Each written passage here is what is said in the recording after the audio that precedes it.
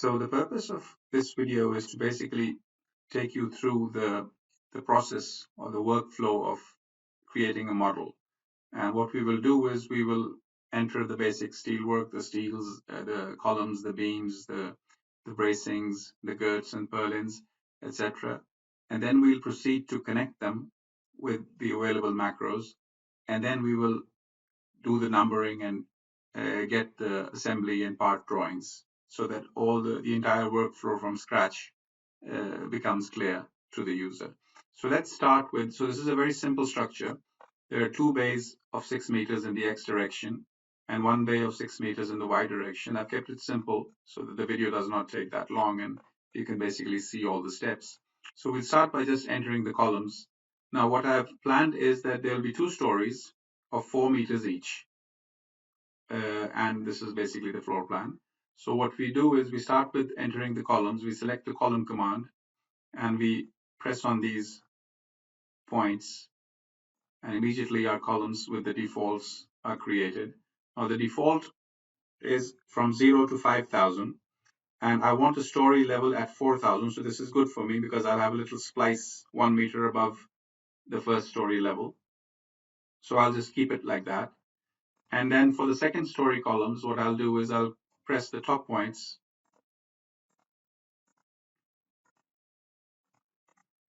And this time, I'll just select these top columns from there, press enter, and say 0. And because it's already the top of the bottom column is at 5 meters, and I want my second story to finish at 8 meters, I'll say 3,000 more. So it's already at 5 plus 3, which will make it 8. And when I press OK, I get my second story columns. The first story will obviously be at this level, and the second story will be at the level of 8 meters. So now after entering the columns, I'm going to try and enter the beams on the first floor, which is at a 4,000 meters level, 4,000 millimeter level. And for that, it's always a good idea to not work in the 3D, but rather go to the specific plan view at elevation of 4,000 millimeters, which I've already created by basically selecting the grid and saying create all the views on the grid. And that command has created all these views which you see on the tree view. So I'll just double click on the 4 meter level plan. And when I do that, I immediately get the top view of that plan. And when I start entering the beams, they will be entered at the 4 meter level. So I just go to my beam command and I can snap from here to here, from here to here, like that. And then in the other direction. Of course, I can copy them as well if the number was very large, but since the number is very small, I'll just continue like this. Now I'm going to make this a little bit complicated. I'm going to enter some more beams in the midpoints, and as you can see, I'm snapping to the midpoints of the segments automatically, and this is by my snap settings. And the more segments I create, so for example, now if I snap, I can snap to the midpoint of this segment as well. So I can snap from here to here and from here to here. And now I can, for example, if I want to create a vertical beam, so this distance is 6 meters. So what I can do is I can divide it into a couple of areas. So let me just enter a beam from there. Let's say DX 1000. And then hover over this point and say DX 1000 again, and I have my beam created at 1000. And now I can just take that, press the copy command, linear, another 1000. I can enter that over here. And I say another 4 copies, and I get my beams at that point. I can take all of them and select right click and say copy and take this point to this point, and I copy that to the right side. Now, what I can do again is I can take this whole set from here and here and mirror them to the other side as well. Say run, and my beams will be mirrored to the other side as well. This is basically what I wanted to do. I can now enter maybe 1 or 2 more beams if I wanted. I can go to the beam command and I can go from here to here and from here to here. Similarly from here to here and from here to here. Now that I've entered the beams, I can continue with creating the horizontal bracing on this floor. And obviously the horizontal bracing topic is a very detailed topic, and how we do that and how we design it is a separate issue. Now, right now, since I'm only trying to show the workflow, I'll just immediately start creating the horizontal bracing. So I'll just go from here to here. From here, if you notice, I've used the horizontal bracing command so that subsequent filtering becomes easy. And also there are other advantages of using particular commands like that. So I just go like that, keep selecting 2 points, and I'm done with this side. Now I want to copy them over to that side, so I can just go like that. Instead of, I can also select them one by one, obviously, by pressing the control key. But let's say there are too many, I can go like that, press enter, and I go to my profile. And over here, there's a beam group option. And when I do that, I see the horizontal braces, and I can double click on them, and my horizontal braces are selected. This would obviously be of much more use if there were many more in number. So now I just right click, say copy linear from here to here, and they're copied. And now once again, I can select the whole set, press enter, go to my frames, double click on the horizontal bracing, get out of the dialog box, right click, say mirror, and the mirror actually has been previously defined as well, so I don't really need to change it. I can just say run, and my horizontal braces have been mirrored on the other side. Now, if I were to go to the 3D menu, 3D view, I can see that all my beams and horizontal bracings have been entered at the 4-meter level. And this is exactly what I was doing. I was working in this view, which is the plan at elevation 4,000 millimeters. And by working on that view, I have ensured that all the elements which I enter are now in that at that level, which is exactly what I want. Now, I'm not going to worry about the exact placement of these horizontal bracings at this point. We'll talk about that later. But all I've done right now is just enter them. And this is what I want. So now that my first floor beams and horizontal bracings are ready, I can just rotate the view a bit to the side and select like that the first floor. And then I can just right click, go to my copy command again, and reset the numbers over there and just enter 4,000 for a Z direction copy of all the beams and horizontal bracings. And like that, immediately I get my second floor as well. So now that I have my 2 floors, the next step is to create the vertical bracing, which is on this side and on along the 2 bays. And for that, the best way we can go forward is to create the view on line 1, which we've already done by using the grid commands. So I just double click on this view on line 1, and I'm looking at the structure from the side. It's a good habit to immediately put your work plane in that view as a general rule. It's not necessary, but it's a good habit. So now I go to my vertical bracing command, and I go from here to the middle, and I go from here to the middle. Similarly, from here to the top, and from here to the top. And now I can just copy all of them by giving it a linear copy of 6 meters in that direction, and they're copied. Now, what I can do is whatever profile I want. So this one right now is a cross angle. It's a cross angle, and I'm okay with that, with a 12 millimeter distance between them. I can keep it like that. If it was different, if I wanted a different profile, I could have changed it and I could have matched the elements to each other. Now that I have the braces on this side, what I can do is I can select all the vertical bracing. So I can just go select like that, press enter, profiles, group according to the beam group, and select the vertical braces. Double click on those, and I've got them selected. Now, what do I need to do at this point? All I need to do is just basically look at it like this. Go back to my 3D to see the results as well. This is my Z direction. So the X, Y, and the right hand rule will give you the Z direction in this way, and this is the minus Z direction. So all I need to do, if I'm unsure of the Z direction, I can just put my plane back to the global one. So now I know this is the Y direction, and I can go copy special linear and reset that. And in the Y direction, I can just go 6,000, or I can just select the distance, and that would have done the trick as well. So I've copied the bracings now on both sides, and now I have my vertical bracings exactly the way I want them. Now, we haven't adjusted neither the horizontal bracings nor the vertical bracings. We'll talk about that later.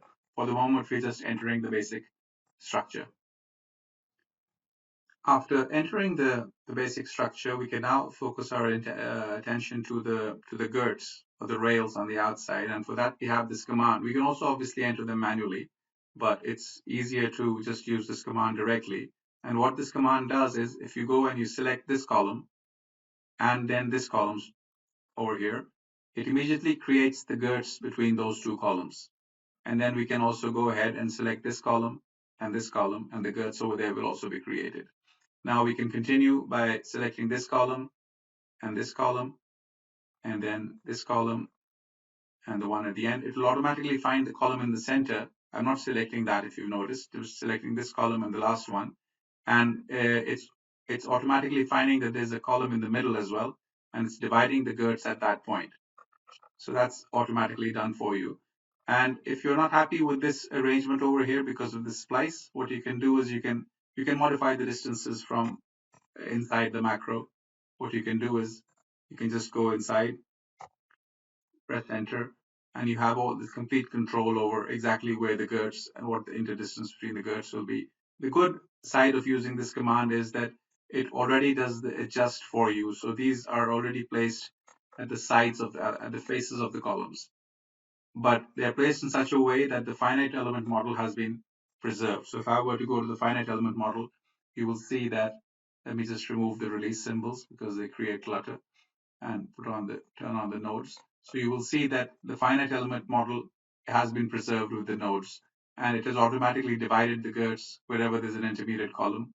And this is a very handy feature to have. We go on the other side and use the same girt command once again for this column and this and the column over here, and then this one and this one. And let's just leave the other side open. We don't have to finish all the sides.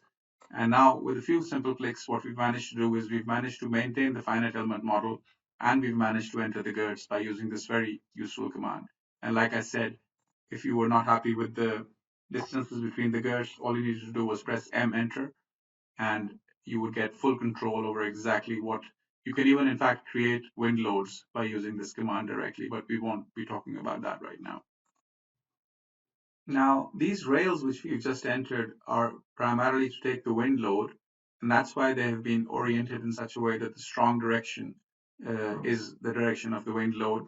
But they also carry the load of the cladding, and that load can also be substantial considering that these profiles are not very strong in the weak direction. They're pretty weak, in fact. So it's common practice to have what we call sag rods, which basically divide this span into however many pieces we want. And the last one is turned towards the edges. So it basically it basically converts those sag rods into supports, mini supports over here. And then instead of having a span of 6 meters, it behaves as if it has 3 spans of 2 meters each. So that's a lot safer. And of course, we need to create these sag rods by maintaining the finite element model as well, if we were going to use that for analysis. If we are not just detailing, then we at least need to produce, we would still need to maintain the finite element model, although like I have mentioned previously, it's not a requirement, but there will be many advantages of preserving that finite element method. So for that also, we have, just like the GERTS, we have a very nice command. If you press shift and enter, you can see you can do all kinds of arrangements by entering the distances and the profiles and whatever. So all you do is you select this command, you select the bottommost GERT, and you select the topmost GERT. It will find all the GERTs in the center. So it's asking for a point as well, which you can just right click. So it's going to find all the GERTs in between and create the sag rods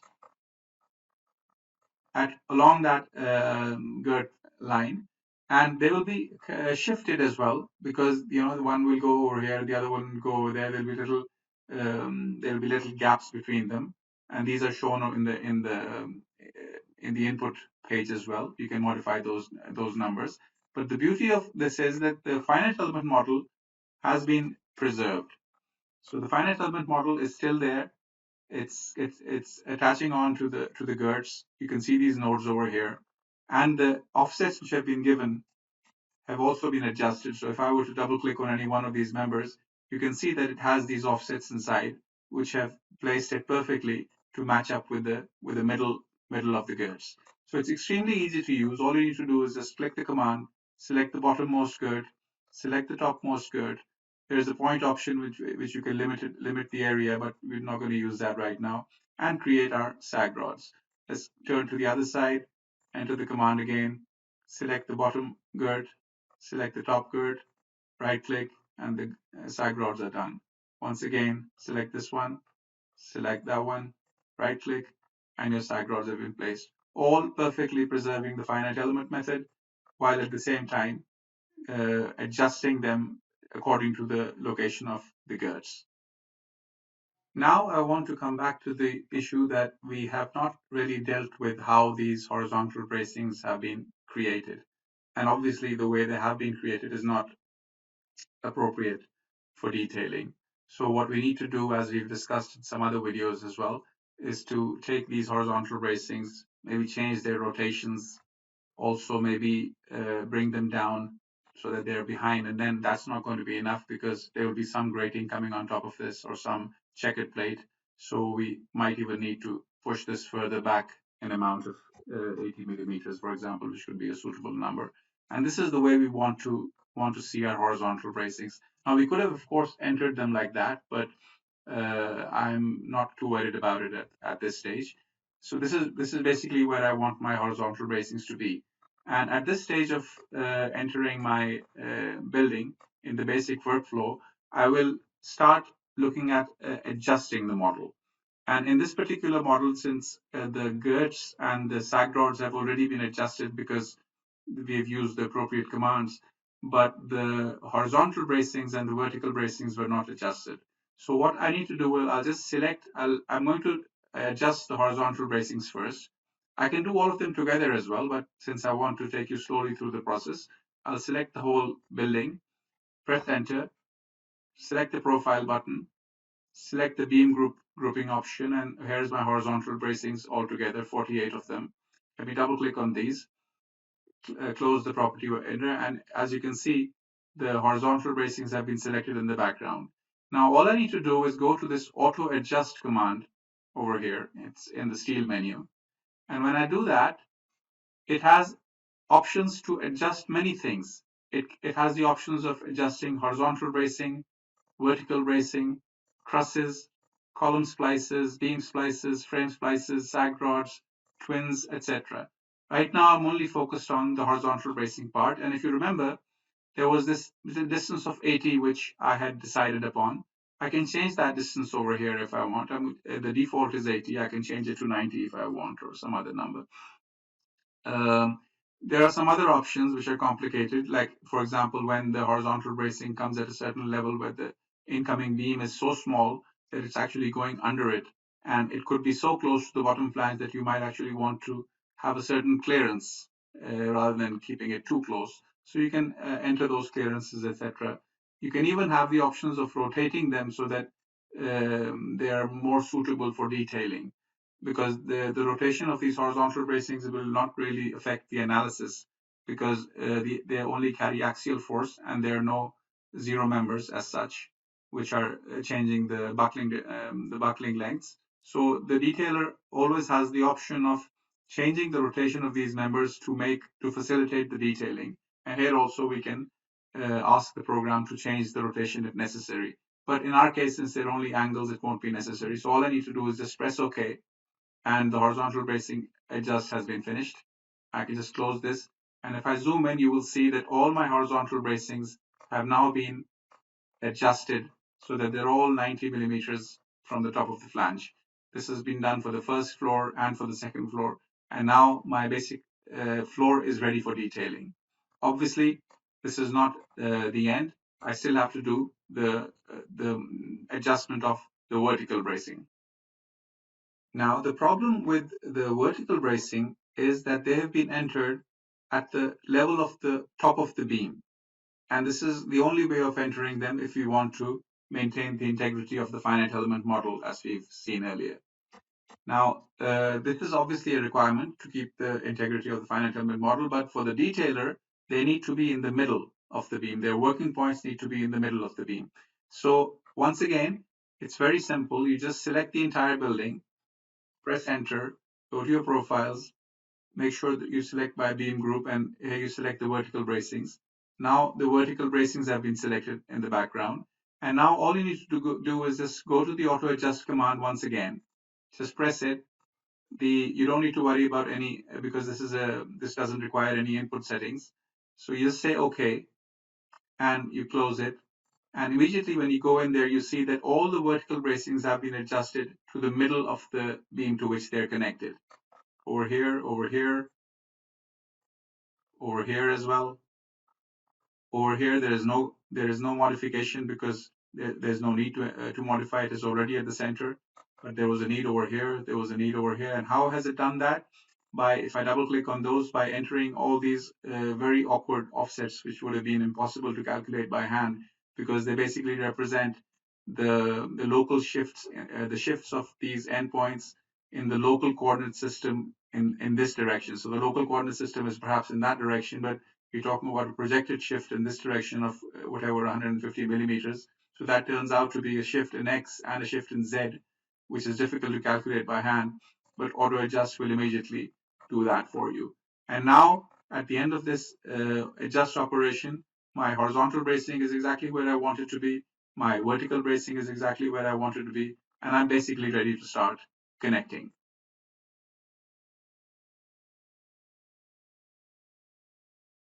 So let's start by trying to connect the beams over here. Now, if you look on the right side, we have the beam-to-beam connections. And under this heading, we have several different options. Right now, since we are talking about the floor beams, primarily we'll be thinking of the beam-to-beam end plate connection, the stiffened end plate connection, the fin plate connection, and the beam-to-beam angle cleat connection. These are primarily used because floor beams are all simply supported most of the time, unless there's a cantilever in which you'll have beam-to-beam fixed connection or something like that.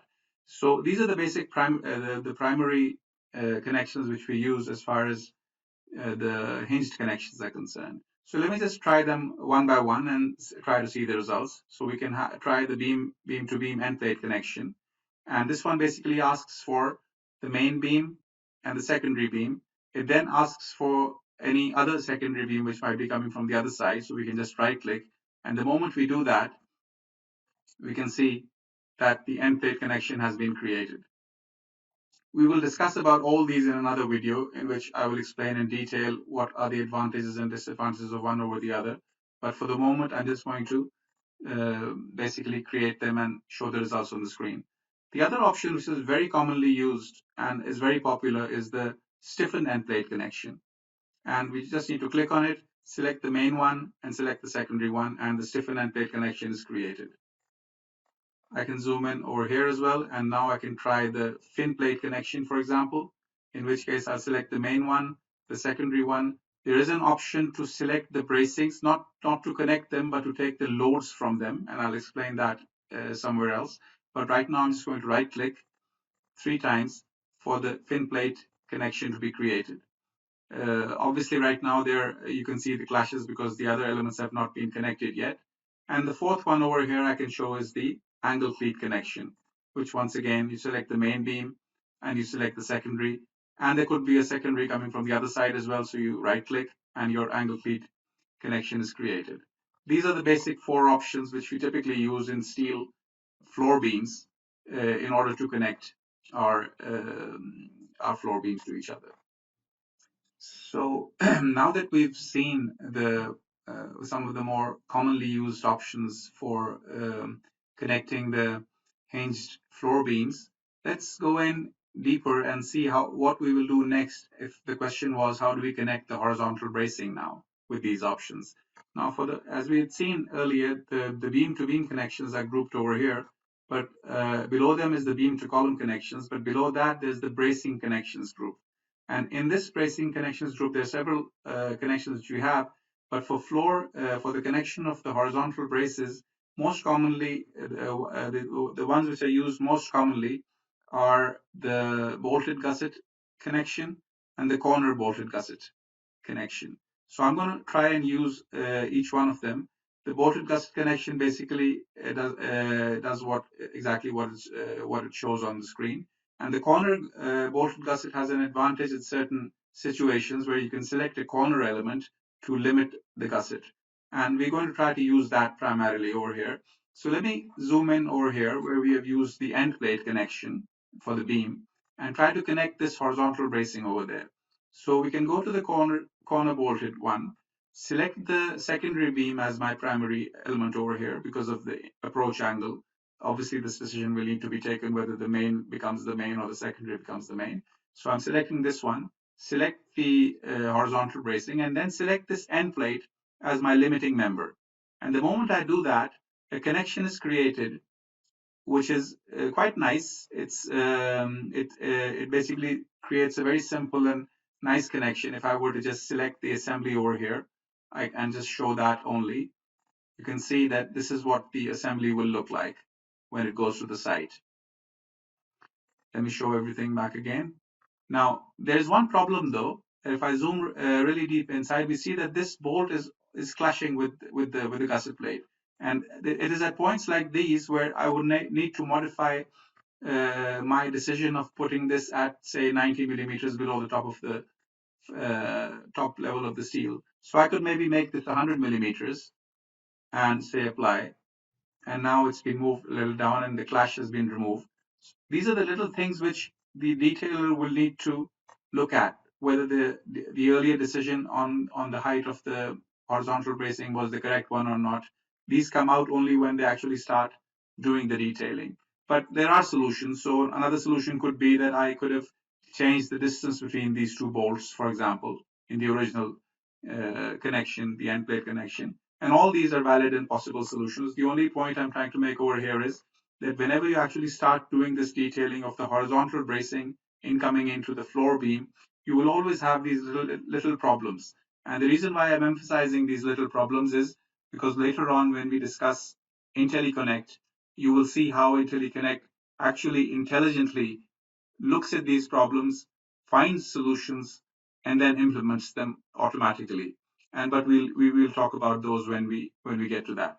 So let me zoom out and see what could have been done, for example, over here, in which the fin plate connection was used. Once again, I can go to my corner bolted gusset, select this one as the main member now, select the secondary horizontal brace, and select this as my limiting member. And once again, I've got a pretty neat connection. The only problem being these bolts and these welds are clashing. So once again, I might take this decision of moving this down a bit.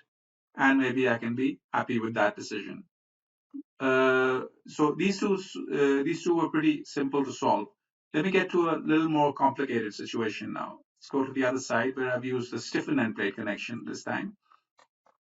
And as you can see, the geometry is such that no matter what I do, whether I use the corner bolt, first of all, I cannot use the corner bolted gusset in this case because it's too far out. So let me just try that. It's not going to work. But if I were to select this one as my main and this one as my secondary and use this one as my, this is going to create a lot of problems for that beam over there.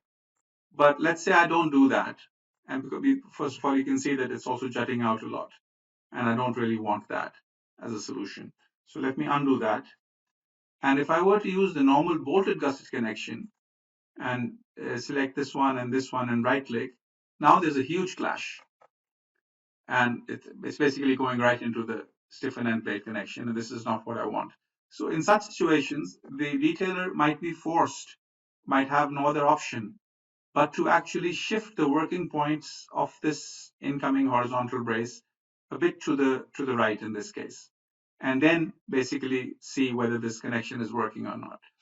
And this is not part of the auto adjust procedure. These are the minor adjustments which we actually get to do once we are actually into the connecting of the model, because there it is there that we actually see these problems and we have to deal with them.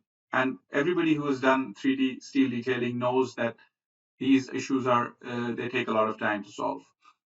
So what is typically done is in COMOSYS, what you will do is you will go to the manual adjust command, say adjust frame manually, select this frame, and then say I want the working point to go from here to, let's say, dx minus 100, which is towards the right. So I just hover over that point and I say dx minus 100. So it's shifted about 100 millimeters to the right. But I can see that even now it's not really doing exactly what I want. I might need to make some modifications in my macro, and I can do that. Of course, I can go in there and I say maybe lessen this number to 50, so that's much shorter, and also maybe even smaller, maybe because it's doable over there, 40, and also remove the inner stiffener, or the other one, maybe this one. Yeah. So this is a solution which I can now accept. There is a gusset stiffener over here in order to protect the web because of these high axial loads. And also, I have barely managed to avoid the clash over there by using a smaller plate. So as you can see by these examples, every situation will be different depending on the approach angle of the horizontal braces and depending on which connection you've used for the connection of the beams. In some cases, you might be able to use the corner bolted gusset directly. In some cases, you will need to actually shift the member. But the good news is that all this is handled quite intelligently and without wasting much of your time by the IntelliConnect command, which we will discuss later. One thing which is worth mentioning is that these shifts, which I have just done, a shift of 100 millimeters, for example, should be limited. We should not go like 300, 400 millimeters. These numbers should always be limited to 50, 60, 70, as small as possible, depending on the situation. And the reason for that is because we do not, we cannot see the results. The finite element results will not be changed because of this. As far as the finite element model is concerned, it is still at that point. If we were to step in there and see the finite element model, we can see that it's still at the same node. And so our results of this beam will not include the extra minor moments which will be created because of this shift, because this incoming horizontal brace is now hitting the beam and not at this point. Had it been at that point, the moments would have been minimized. But because of this eccentricity now, there is an extra moment. And it is for that reason that we don't want to overdo this shifting business. Obviously, this whole area has been strengthened because of the presence of these stiffeners. And that's good news, because as far as the analysis is concerned, we're only taking the geometric properties of this main beam. But in reality, this region of the beam is a lot stronger than this region of the beam, for example, because of the presence of all these plates. But as a general principle, one should avoid moving too much, shifting too much, so that these extra moments are minimized. Another area which poses unique challenges, and experienced detailers will know that a lot of time is spent on these beam column joints, where there's a column and there are beams framing in from both directions. They could be from all four directions, and there are also vertical braces framing into it. And to make matters even worse, sometimes there is even horizontal braces which come into the same point. So this joint over here is actually a very complicated joint, and a lot of consideration needs to go into it.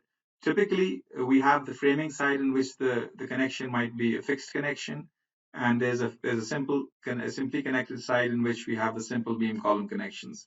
Now, if you were to rotate to the other side, which is the framed side, which is the strong side of the column, as you can see, the flange of the column is facing this beam. We have several options to connect the beam and the column using the fixed moment connections. And these are over here under the beam to column connections tab. The first one which we can use is the extended end plate connection, which we can just select the column, select the beam, and right click, and immediately an extended end plate connection is created. In this connection, these bolts, as you can see, they're not too many in number. There are 4 at the top and 4 at the bottom, and a small number in the middle, which represents the web area basically. But these bolts need to be high strength bolts, and they need to be tightened to almost their 80%, 90% of their full capacity. So this is a special connection which requires special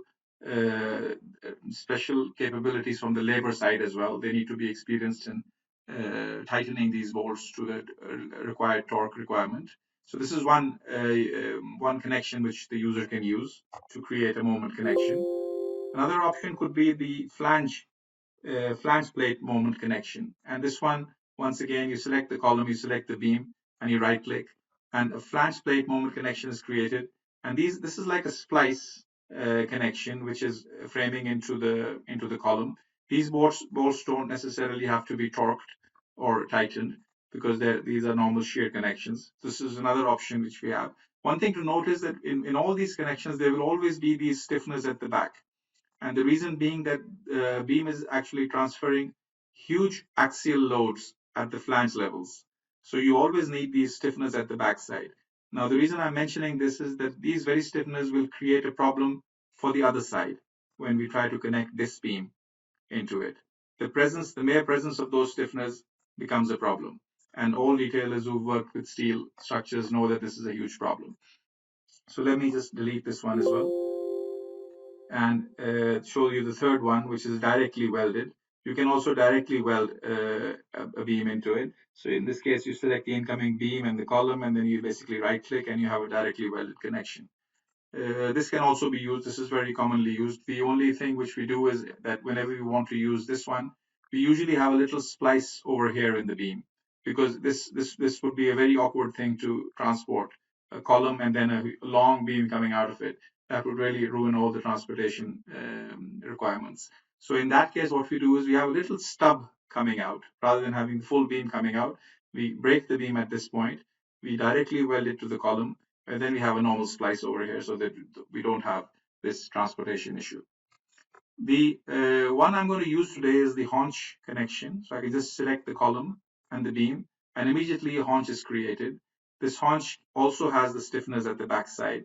I can, if I go inside my macro, I can also have the option of creating this middle stiffener as well if I want.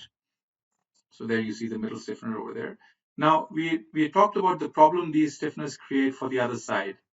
And over here, I'm going to show you how COMOSYS quite easily handles this problem. So over here, we have the beam to column connection for the simple side. So it's the stiffen and end plate connection once again. What you do is you simply select this one, you select the column, you select the beam, and now you can either right click, but since there are these stiffeners which are creating a problem, you can zoom in and select the top stiffener, select the bottom stiffener, and if you want, select the third stiffener as well, but in this case, it won't be needed. So I'm just going to right click. And when I do that, this connection actually modifies the stiffeners which are coming from the other side. These stiffeners were there because of this connection. But what it did was it modified them to accommodate this new connection, this new stiffen and plate connection. And that's a huge advantage. And the only thing we have left now is to somehow find a way to connect this vertical bracing which is coming in. And for that, the most appropriate one is the corner bolted gusset. So I can just select the column, select the vertical brace, and then select the top stiffener. And immediately my vertical brace connection is created. So with a few clicks, if you notice, I've just with 2 clicks I created the haunch connection. With 3 clicks I created the stiffen end plate connection, and then with 2 clicks I created this one. This very complicated joint, which normally would have been a big mess had we not had these convenient commands at hand, is easily detailed in COMOSYS. And there are many other options. How do you which I can show, but we won't go into that because that's too time consuming. But the good news is that most of these commands have been tailored so that you don't waste much time on these complicated connections. Now, much simpler than the one which we discussed over here is the normal bracing connections whenever they're connected to beams like they are shown over here. All you need to go is go to your bolted gusset command, select the main beam, select the first brace, select the second brace. You can select third, fourth, and fifth braces if you want as well. Right click, and immediately a connection is made, which is the bolted gusset connection. You can go into the macro and change the defaults. Once again, you can go to the other side, go to the same command, select the beam, select the first and second bracings, right click, and your bracing is immediately created very simply. Now let's see what we can do with the base plate options. So we've got several base plate options. We're not going to go through them all. I'm just going to do one simple example just to show you what we can do. So let's select this base plate over here, select this column, and immediately the base plate is created. If I select the other one, that one will be created. If I select the third one, that one will be created. And obviously there's a clash right now as far as this vertical bracing is concerned.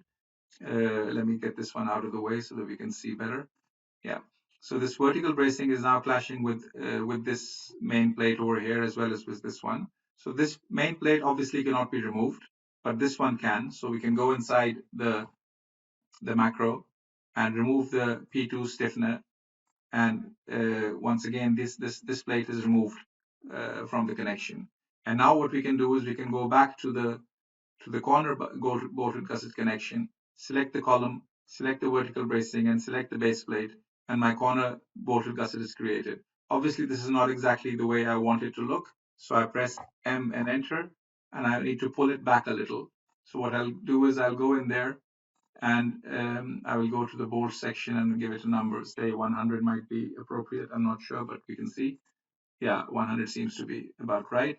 So I pull it back a bit, and now it seems to be okay. But obviously, right now there's a clash between this gusset plate and this pink stiffener over there, and both of them are important. I cannot delete the pink stiffener because it's a major part of the base plate connection. So what I can do is I can go to my edit menu and go to my edit plate and say plate versus plate adjustment, which is a very useful command in which several plates can modify a particular plate. So in this case, I select my gusset plate, which needs to be modified, and it needs to be modified according to this pink plate.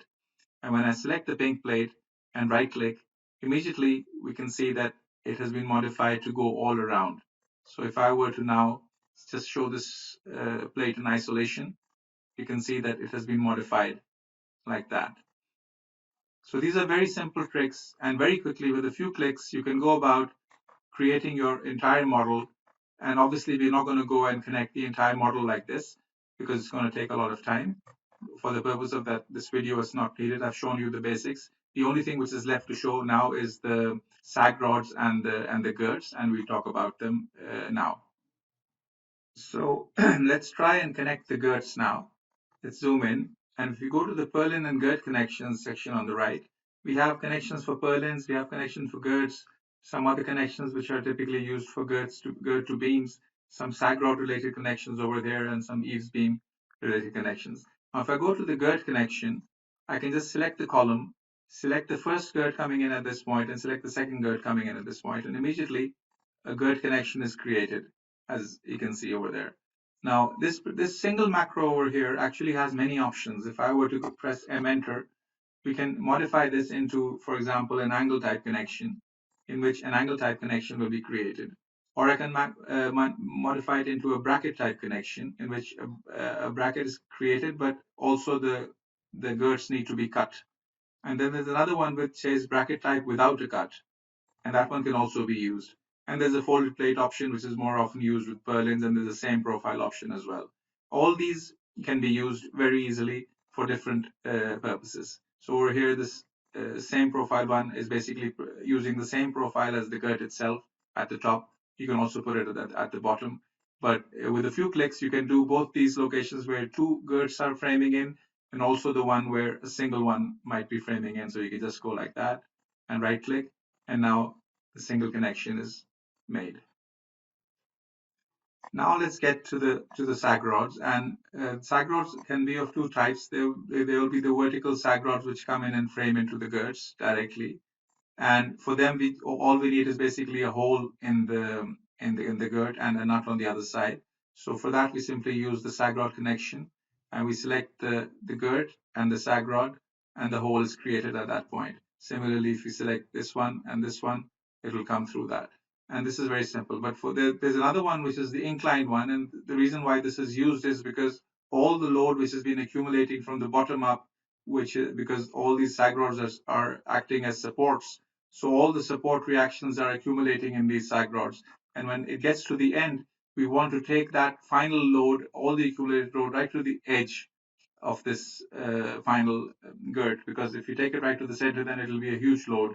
But the closer it is to the end support, the lesser of an impact it has. So the last sag rod is usually inclined like this. So for this case, if we select the girt and the sag rod, immediately a more complicated connection is created, which is very suitable for carrying this kind of an axial load.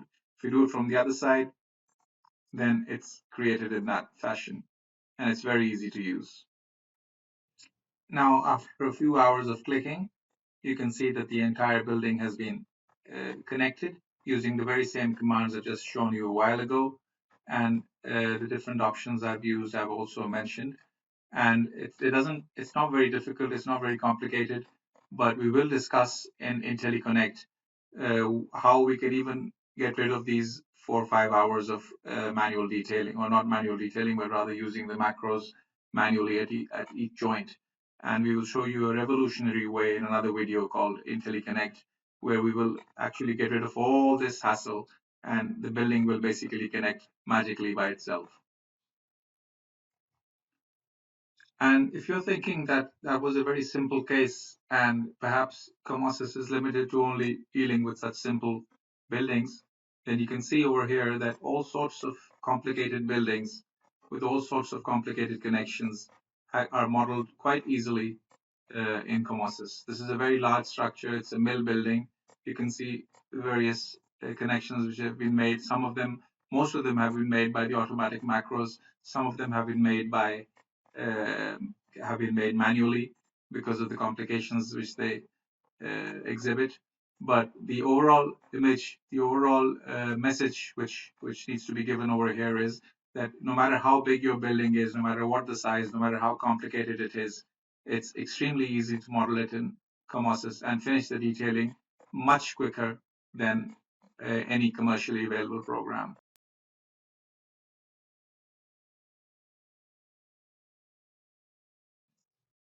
Once we are done finalizing the model and we've connected all the points which we need to connect, what we do is to continue towards the creation of drawings is perform the numbering.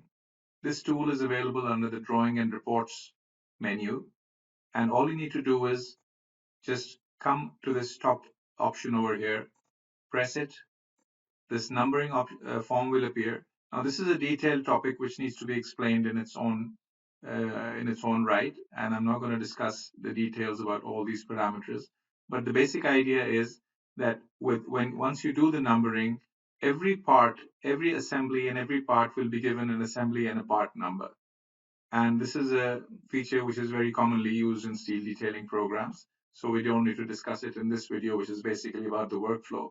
So just come to this command and say apply and start numbering. And when you do that, COMOSYS will start the numbering process and very quickly it will be done. It will give you this message of numbering completed.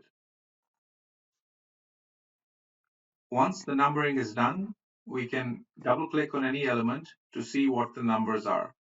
So if I double click on this beam, for instance, I can see that it has a part number of P22 and an assembly number of B11. This numbering process, like I said, needs to be explained separately. But for the moment, let this suffice that every part in COMOSYS will have a part number, but only some will have assembly numbers. So those parts which are the main parts of an assembly. So for example, this is the main beam. Let's right click on it and say select assembly. And we can see that the entire assembly is selected. We can say show only. And we can zoom in and see that this is what this beam will look like. This is the way this beam needs to be manufactured and sent to the site to be bolted on to the rest of the structure. This whole assembly has an assembly number of B11, whereas each individual part, so for example, this plate which resides on that assembly has a part number of P21, as you can see over there. Similarly, this gusset plate over here has a part number of P70. So COMOSYS will basically do the entire numbering for the entire structure, making sure that those parts which are similar, so for example, this assembly and this assembly are basically the same. Both the connection ends are the same, the lengths are the same and everything. So if we were to double click on this one, it's called B1. So this one over here should also be B1. So if I double click on that, we see that this is also B1. Similarly, this one should also be B1. So in this way, COMOSYS goes through the entire model and numbers the entire structure, and every single part and every single assembly is numbered so that then we can proceed with the creation of the assembly and the part drawings. Now, once the numbering has been finished, we can proceed with the creation of the assembly drawings and the part drawings. There are three types of drawings associated with steel structures: the general arrangement drawings, the assembly drawings, and the part drawings. The assembly drawings and the part drawings are completely automatic and are created by the program automatically, saving literally hundreds and sometimes thousands of man hours, depending on the size of your structure.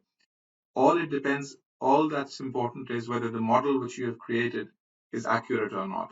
If your model is accurate, if there are no clashes, then the drawings will be accurate and there will be no contradiction within them. And you can safely send them to the shop, and the shop will use those drawings to actually manufacture those parts. COMOSYS has already been used in literally hundreds of very large structures and has a proven track record, and there's no issue with the creation of drawings. And the quality of the drawings is also very nice and very clean, and very little time needs to be spent, if any, to clean up the drawings. Now, to create the assembly drawings, all you need to do is basically select, and you can select the whole building if you want to, or you can select a certain number of elements, and you simply right click. You go to the create drawings menu, and there you have this option of creating part drawings or assembly drawings. You have the same option over here to create drawings, assembly drawings, part drawings, and there's some other types of drawings which you can also create. So all you need to do is basically select these elements, right click, go to the create drawings option, and say assembly drawings. When you do that, COMOSYS in the background will go through all those procedures to create the assembly drawings of the selected parts automatically. And they're all grouped over here in this drawing manager.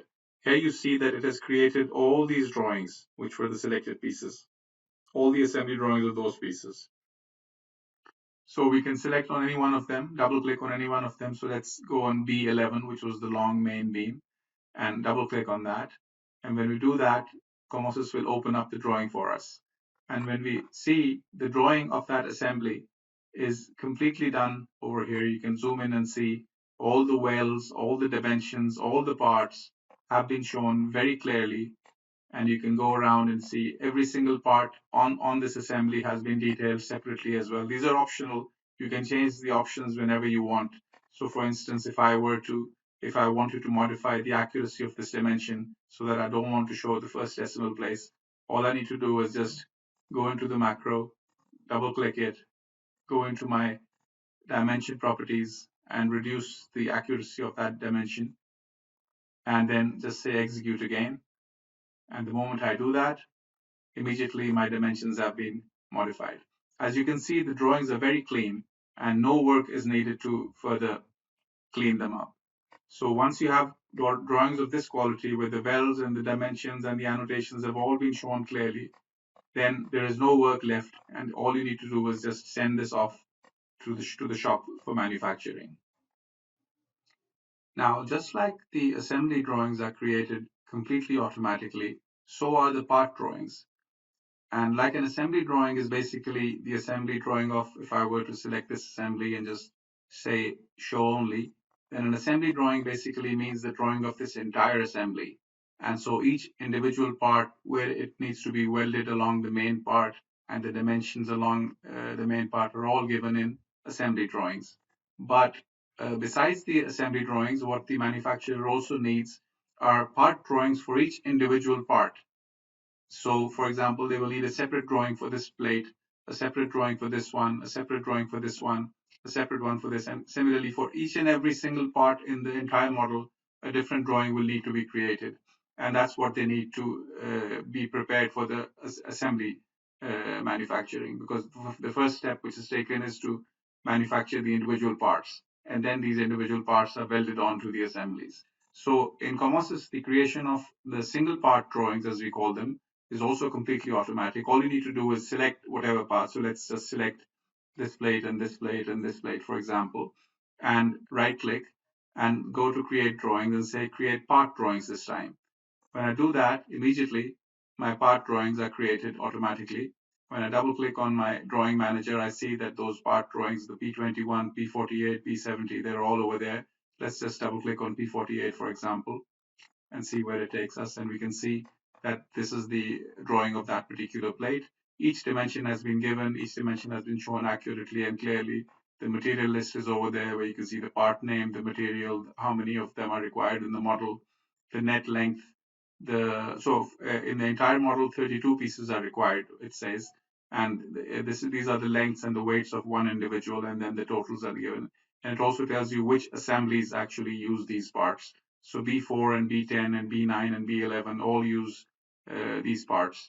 Now, this obviously all this can be customized to whatever your needs are, but you can see that the clarity of the drawing is very neat, and the manufacturer can basically just use this information directly. So as you can see, COMOSYS is not just a finite element package. It's not just a 3D modeling package, and it's not even just a drawing creation package. It's all these things put together in one powerful package, which takes you seamlessly from a greenfield project where you can begin your design, enter your steel elements, do your loading, create your load combinations, select your design codes, do the analysis, do the design. Once you're satisfied with the design, you can then use the very same model to continue on with the detailing. There is no need to transfer data from some other program into some other program, because that's always a cause of concern, and that's always the reason why where data is lost and there is miscommunication between two softwares. But in COMOSYS, the very same finite element model is continued on into the detailing model. And once the detailing is done, then the very same detailed model is used to create all your assembly drawings, all your part drawings, and also your general arrangement drawings. I have not talked about the general arrangement drawings because they are a subject in themselves. I've talked about only the automatically created drawings. The GA drawings are also automatically created. You only need to take certain decisions manually, and I will show them in another video. The purpose of this video was to basically explain the workflow from scratch, from a green field where you have only the grid in front of you, all the way to the creation of all these automatic drawings. I hope it's been useful.